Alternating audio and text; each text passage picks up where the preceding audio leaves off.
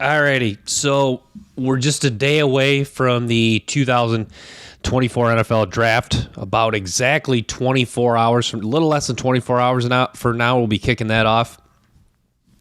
So I wanted to do Daniel Jeremiah's mock draft, and why I wanted to bring up Daniel Jeremiah's mock draft. If you remember last year, Jeremiah predicted it was at least the first three picks right. He has NFL connections, so this is interesting to me. You look at his first, this to me, sometimes I've overthought things too often. To me, these first three picks, I think, are what's going to happen. He has number 1, the Chicago Bears, taking Caleb Williams. Number 2, Washington, taking Jaden Daniels. And number 3, New England, taking Drake May. I would guess this is going to happen. This would be my guess, because this is what we're hearing pretty often. I think you can really bank on the Bears taking Caleb Williams and Washington taking Jaden Daniels. I think you can really bank on those two things happening. Drake May going to New England, that's becoming more and more. That's becoming more and more popular. So yeah, Caleb Williams 1, Jaden Daniels 2, Drake May 3. So yeah, but what's interesting here is Arizona takes Marvin Harrison. Yeah, it seems like the Cardinals have been linked to Marvin Harrison forever. Even last year when they were projected to have the number 1 pick, obviously they have the number 4 pick, but that's been a popular pick. So Arizona Cardinals taking Marvin Harrison, and you've kind of, those two have been linked for a while, not just last year, but just, I don't know, that you kind of get a feel like that's going to happen. Obviously, one of these that doesn't happen could really throw, like if New England trades out and if New England trades out and the Vikings trade up to get J.J. McCarthy, one player going at a spot will throw off everything. But I think this is, to me, the Arizona, you feel like Marvin Harrison, it's a pretty sure thing that Marvin Harrison's going to be the first non-quarterback off the board. This has the Chargers taking J.C. Latham.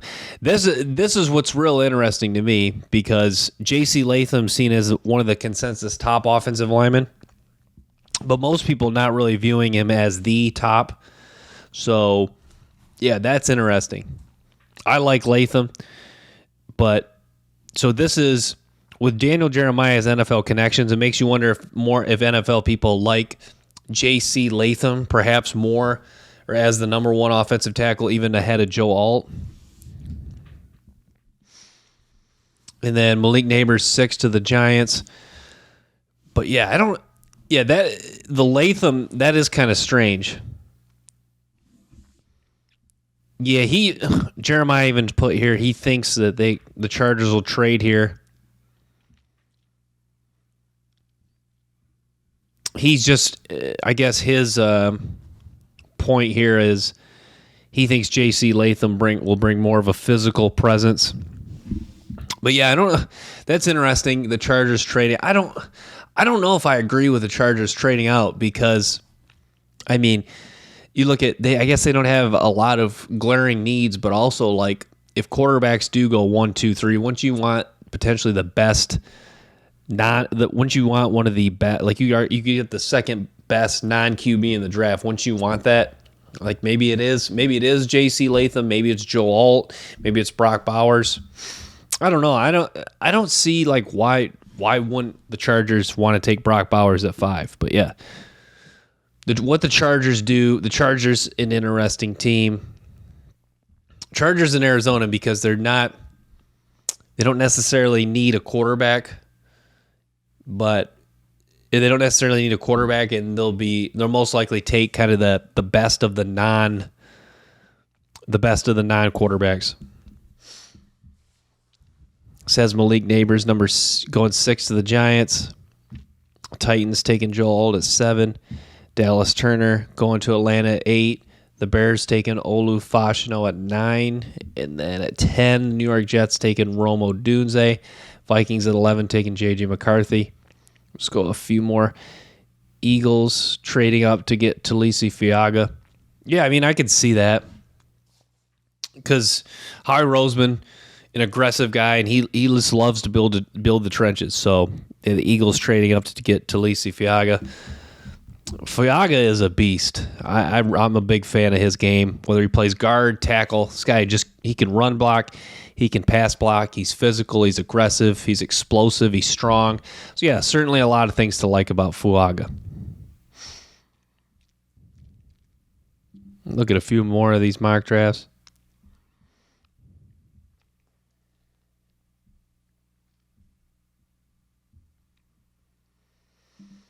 We'll do Pro Football Focus. I can't remember.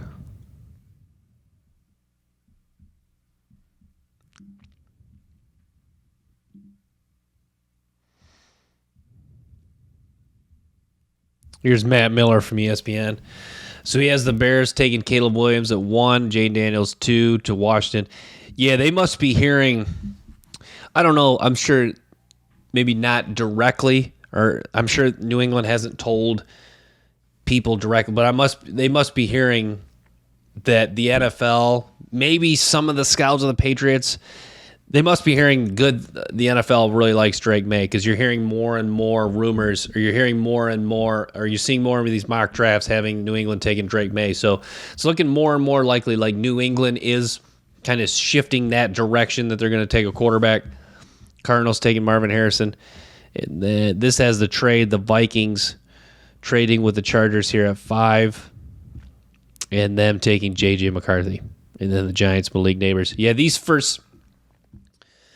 if I had to guess what will happen, I would guess this 6 picks right here.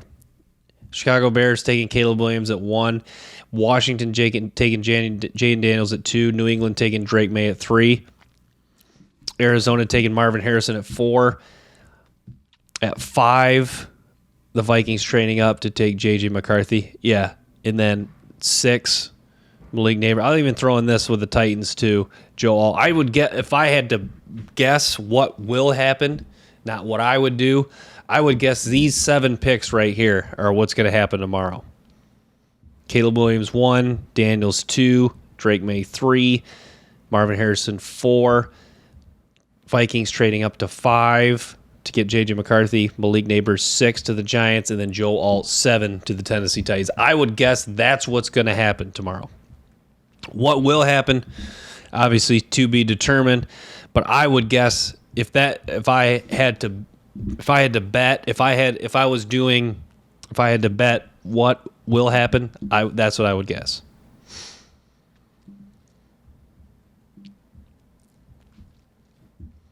So yeah, I really like the cornerback position. I think there's some really good corners in this draft.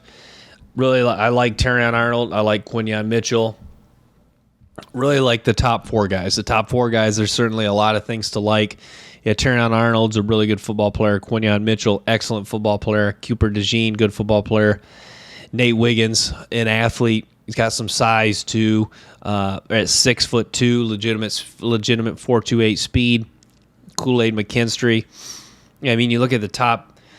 It's hard to go wrong with any of the top, especially the top 4 corners, even the top 5, 6 corners. Like even guys like Mike Sainristil, TJ Tampa, I think those are guys that'll be pretty good in the NFL too. Kamari Lassitier could be solid too.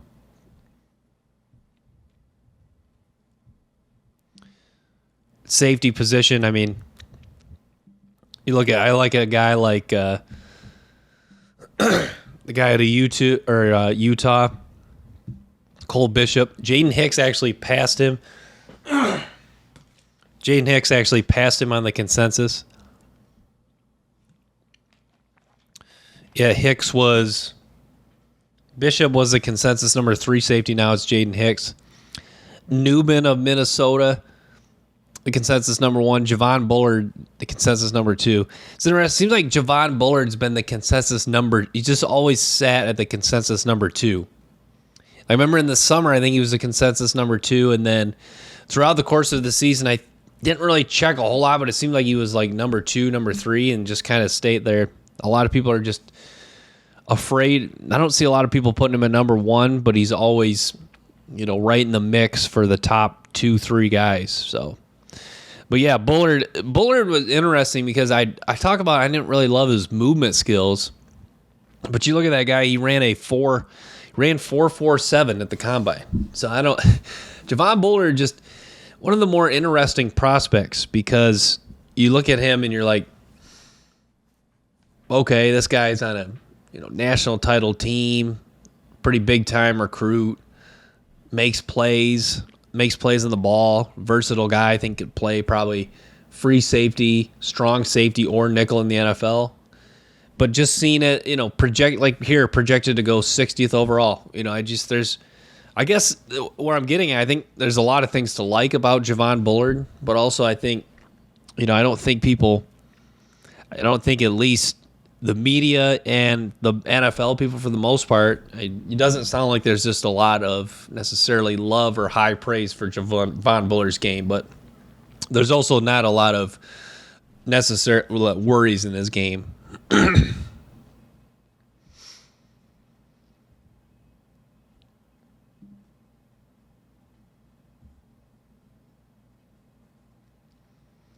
Yeah, really strong wide receiver class, I think. Kind of like the cornerback position. I don't think you can go wrong with any of the wide receivers, any of the top four guys. Brian Thomas, Rome Odunze, Malik Neighbors, Harrison. They're all going to be really good in the NFL.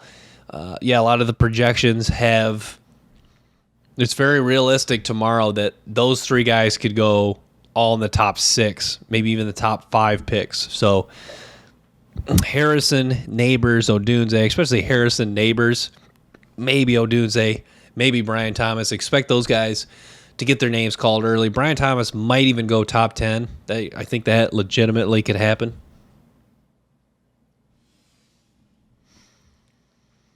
A.D. Mitchell, and Xavier Worthy, the Texas receivers, kind of the wild cards in this draft, because I could see them, like, one of them going higher than people think, like Worthy because he ran a fast 40 time, and then same with A.D. Mitchell. I could see A.D. Mitchell maybe going higher than people think, even though like he's had 1 year where he really shined, like this past year with 11 receiving touchdowns. I could see him getting drafted like maybe late first round, early second. Some people have linked him with the Chiefs at 32. So later first round, early second. And people saying like, okay, yeah, I could see that. But also, like, I guess I could see him going high, higher than people think, or I could see him going, late first round. Like late first round, that's fairly high for him. I guess in regards to the projection, it's about right where he's going. But also, like, if he fell to late second round, would I be that surprised? Not necessarily. So, yeah, A.D. Mitchell, kind of a wild card. And then same with Xavier Worthy. If Xavier Worthy fell even to the third round, I wouldn't necessarily – I'd be a little surprised, but I wouldn't necessarily be shocked. Ladd McConkey, too. I really like Ladd McConkey. I think he's got a shot to go first. I think he has a shot to get his name called tomorrow. Keon Coleman, kind of – him and Troy Franklin, kind of guys who – kind of being forgotten about a little bit. Roman Wilson, too, another guy. I like Roman Wilson. Chris Sims has given him some love, and rightfully so. Roman Wilson, he's an interesting guy. He's kind of he's in the same boat with, I would say, in my opinion, like with A.D. Mitchell and Ladd McConkey. Like they're both, like A.D. Mitchell, Ladd McConkey, Roman Wilson. Those would be my guys in the mix for that 5 spot. But they're interesting in the sense that they're not, you could argue they're top 5, but they're not necessarily close to the top 4 guys. Like I think Brian Thomas, Romo Odunze, Malik Neighbors, Marvin Harrison, I think those guys are probably in their own tier. And then you have a little bit of like, then I'd probably say A.D. Mitchell, Ladd McConkey, and Roman Wilson would be in my tier 2. And then tier 3, I'd probably have Keon Coleman. It gets kind of tricky. Jermaine Burton, too, is another interesting guy. It's a guy I've forgotten to talk about. Jermaine Burton was a guy, I remember I thought he was going to enter the draft. To be honest, I forgot he entered the draft this year. This is bad, but Burton's an interesting guy. I thought he was going to come out 2 years ago. I thought he was going to come out after last year. And then he came back to Alabama. Burton is a guy who's got a skill set where he can succeed in the NFL. There's a lot of he does almost everything well.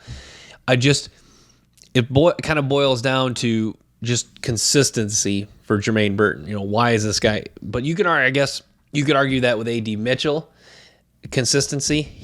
AD Mitchell, Burton, both kind of guys in that same boat. You just want to see a little bit more consistency, but also like,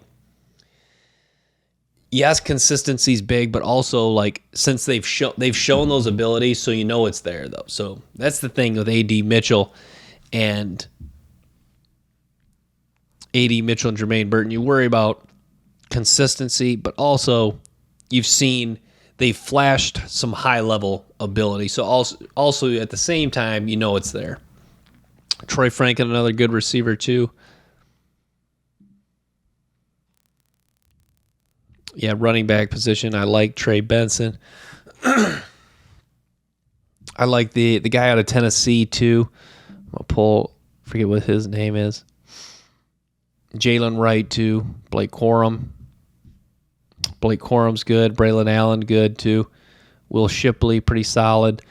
It's a running back class. Marshawn Lloyd's got some ability. It's a running back class where there's some guys that are not bad by any means. This running back, this may be the running back class where they kind of get the last laugh. I don't think maybe they won't necessarily be. There might not be like 2-3 guys that become like superstars. Like it may not be a class like Saquon, like with what was the year we had? It was like McCaffrey, Fournette, Delvin Cook. Like it may not be a running back class like that, but it might be a running back class where you have a guy like Blake Corum or Jalen. Like you might have Blake Corum, Jalen Wright, Brooks of Texas, Benson. Like the top 4 guys could be pretty good running backs in the NFL, maybe strong RB2s on their respective teams. And look back and say that running back class wasn't viewed too highly, but there's actually sneakily some pretty good players in that class. So I think that's kind of where I stand with the running back class. Maybe the running back class will just be, all of them will be very disappointing in the NFL, but also I think, in my opinion, what I see happening, I think you will see 2 or 3 guys that find a nice, like Jalen Wright from Tennessee. I have a hard time believing he's not going to be a good player in the NFL. He's got a really good skill set, and there's certainly some things to like. His change of direction, ability to make people miss in the open field, and his long speed, ability to break touchdowns. It's all there for Jalen Wright. So, and then Brock Bowers, the top tight end. I'm interested to see how Bowers' career unfolds. I have a hard time seeing Brock Bowers being I don't think he'll be an average player in the NFL. But I have a hard time seeing him just being an average tight end. But I think the question is, I think he'll become an elite tight end. Does he become an all-time great? Obviously it's still very early in his career, but I think it's a matter of when he becomes an elite tight end, like when he becomes a top 2, 3, 4 tight end in the NFL, as opposed to if. So yeah, that's the thing with Brock Bowers. I think people may need to be patient with him. I think he will make an impact in the NFL, but to have the standard that he's immediately going to come in and do what Sam Laporta did with the Lions, or do what George Kittle's done, or what Gronk did in his prime, I think to say he's going to come into the league and be that guy right away, I think is a little bit of a stretch. But it may be 2-3 years down the road, and you'll be like, yeah, that's the guy we thought. Like look at Travis Kelce. Travis Kelce was seen as a good tight end for a long time, and then he just kept getting better and better, and now has developed into elite tight end. With Brock Bowers, you saw it right away at Georgia, but I think it's going to be a little bit of adjustment for him in the NFL.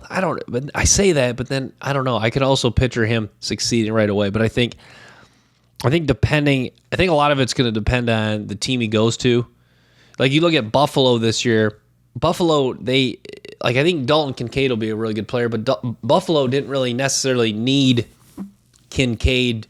They didn't really need to utilize him too. Like if Brock Bowers goes to, I don't even know. if Brock Bowers goes to a team, I can't think of one in particular, but they just need some more weapons, and they already have a pretty solid quarterback. I think that's a situation where he can really thrive. Like, I think Sam Laporta, the season he had with the Lions was perfect just because the Lions did need another pass-catching tight end, and the Lions had a strong offensive line and a quarterback like Goff who's good enough to get him the ball consistently in stride accurately. So I think it was like a really good situation for Laporta. So I guess what I'm getting, I think Brock Bowers needs to go to a good situation. Maybe that is the Chargers. The Chargers would be a good enough situation for Brock Bowers to really thrive. But yeah, we'll see.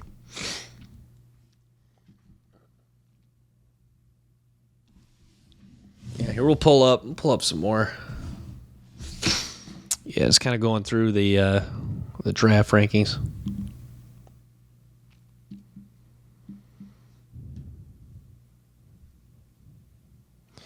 We'll do this Yahoo Sports mock draft.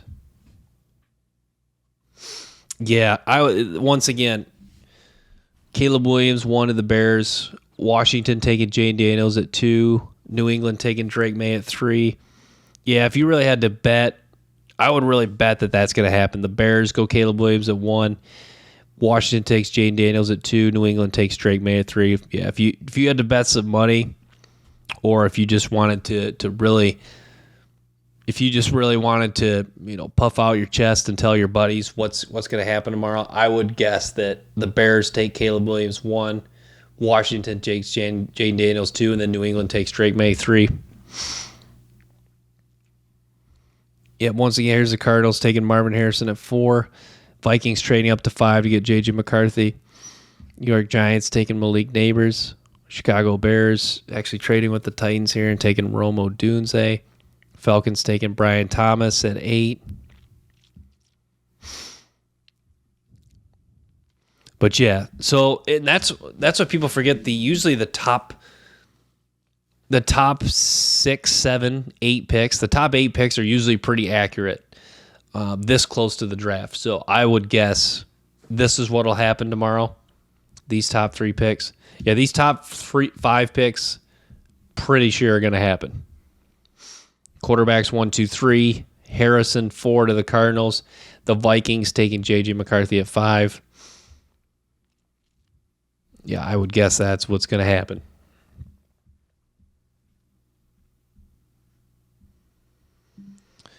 Bleacher Report did one. This Bleacher Report has Drake May going number 1. Interesting. Washington taking Caleb Williams at 2. New England taking Jane Daniels at 3. Cardinals taking Marvin Harrison at 4. Chargers taking Romo Dunze at 5. Malik Neighbors 6.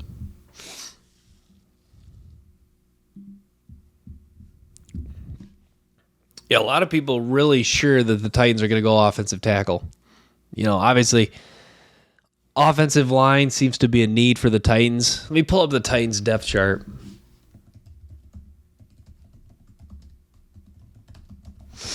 Titans could go edge rusher, though. I mean, Latu.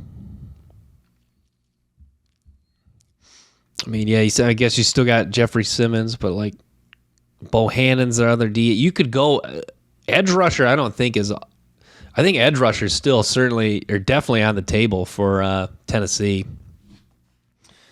Arden Key. They got Kenneth Murray.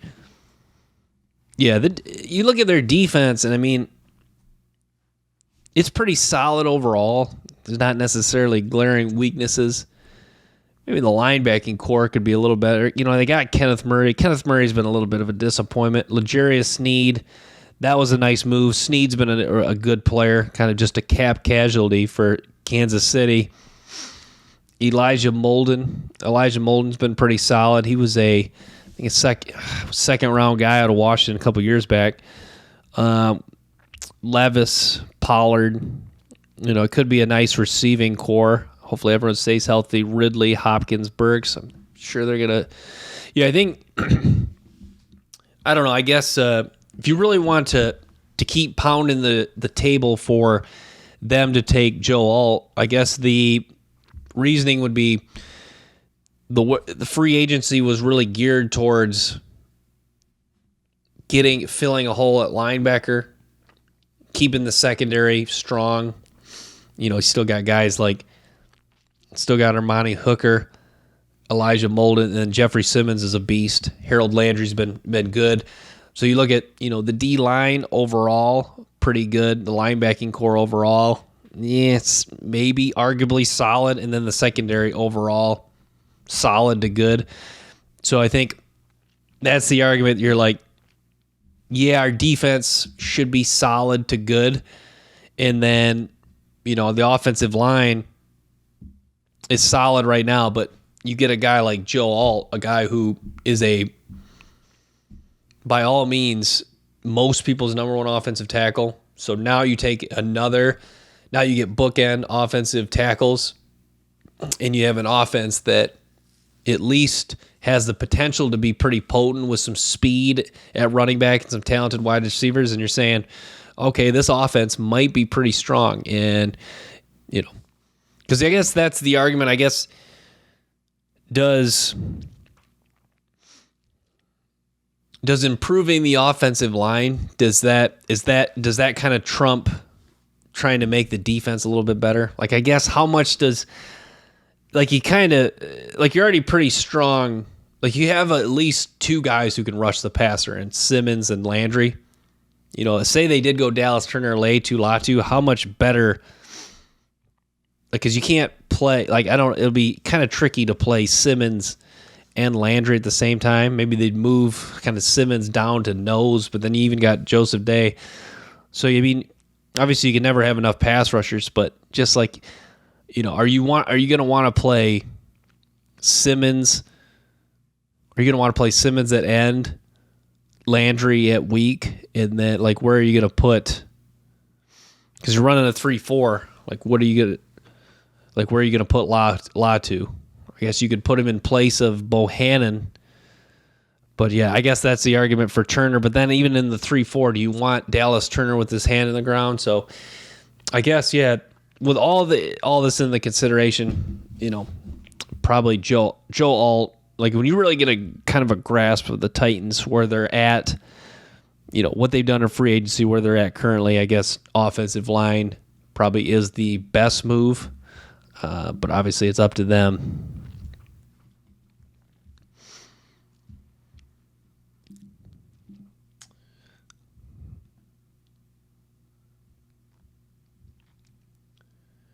But alrighty, gonna wrap here shortly. But yeah, looking forward to it. It's gonna be fun tomorrow. Yeah, the NFL draft, always exciting, and it's a night I can't wait for. It's always a night that it seems like that day's long, and just a lot of a lot of build up, a lot of excitement. Just when your team's on the clock, that's so exciting, and you just. Like that clock's like it seems like time's just standing still. But yeah.